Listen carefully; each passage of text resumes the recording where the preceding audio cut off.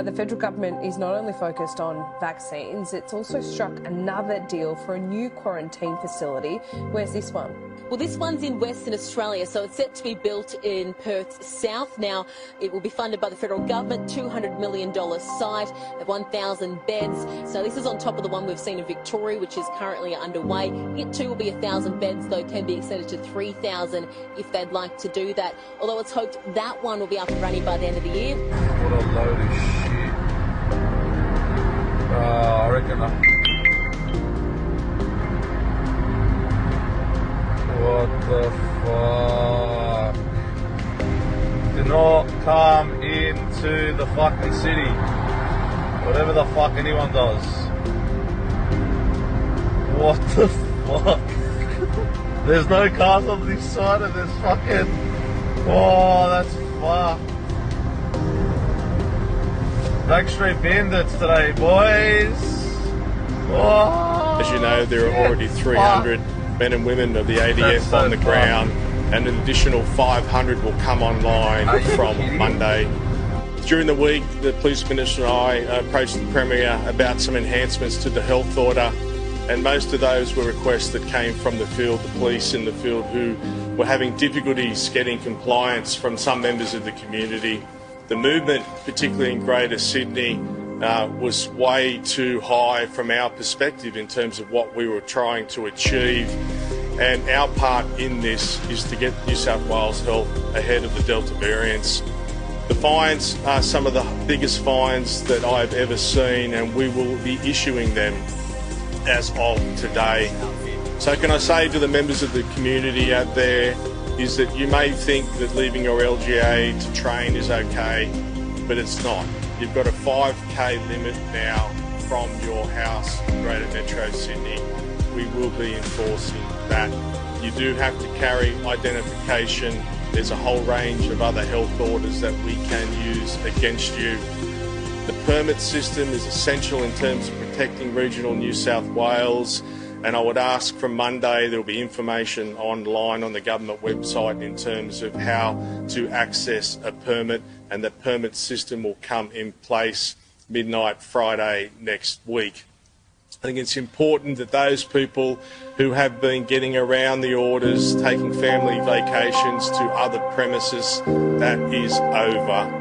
The permit will only allow generally one person to travel for what is essential business. The Premier spoke about the assets that will be involved in this operation.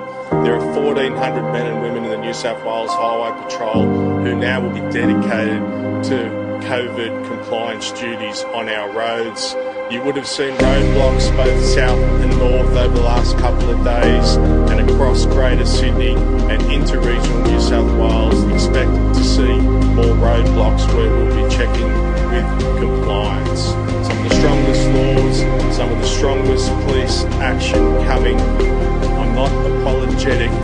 Firstly, in relation to police operations, there will be a visible and increased police presence in the affected local government areas, including deployment of specialised commands and including riot squad, highway patrol and increased presence more broadly. From Monday, there'll be 500 extra Australian Defence officers on the ground as well, along with requested by New South Wales Police. There'll be enhanced random checkpoints at key roads with accompanying electronic warning signs so that police have every ability with that increased presence to clamp down on people moving wrongly.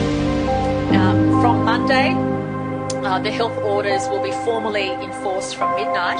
However, between now and then, police will still be able to impose these additional fines, even though the health orders kick in on Monday morning after midnight.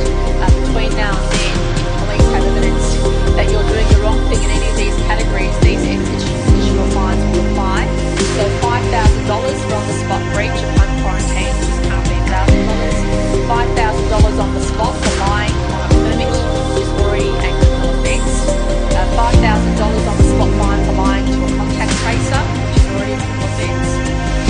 $3,000 on the spot fine for breaching rules going into regional New South Wales. In Greater Sydney and other lockdown areas, but not the local government areas, the 10 kilometre rule will come down to 5 kilometres, so you can obviously do activity within your local government area, but instead of 10 kilometres from your home, it will be 5 kilometres from your home, and that's for all of Greater Sydney. In affected local government areas, you will need to register your single buddy to make sure that people aren't abusing that rule. And also, importantly, for regional New South Wales, you will need a permit to go into regional New South Wales, whether you're an authorised worker, whether you're travelling to a second home because you might be a worker utilising a second home, or whether you're inspecting real estate. You will need a permit. The permit system will be effective from next Saturday, but obviously between now and then, police can stop you and seek evidence for what you're doing, and if you're doing the wrong thing, you'll have those extra fines imposed.